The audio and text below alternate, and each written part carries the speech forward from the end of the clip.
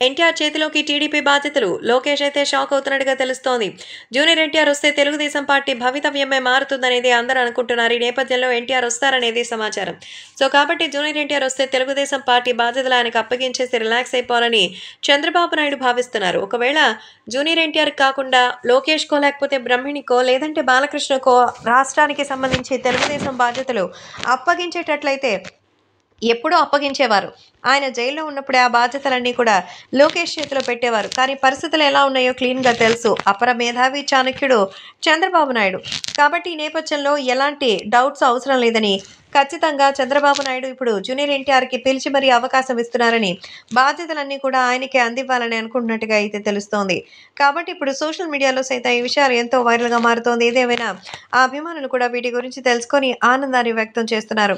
ఎలాగైనా దీనికి సంబంధించిన విషయం తెలుసుకొని త్వరలోనే ఈ విషయంపై ఒక క్లారిటీ రావాలని అనుకుంటున్నట్టుగా అయితే సమాచారం. కాబట్టే వీటికి సంబంధించిన విషయాలు సోషల్ మీడియాలో సైతం ఎంతగానో వైరల్‌గా మారుతోంది.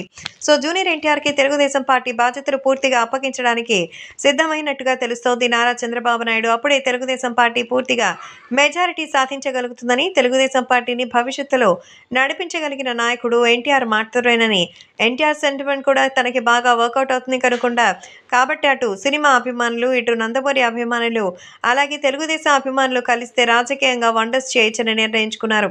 కాబట్టి ఇప్పుడు ఈ విషయం ఎంతో వైరల్ అవుతోంది.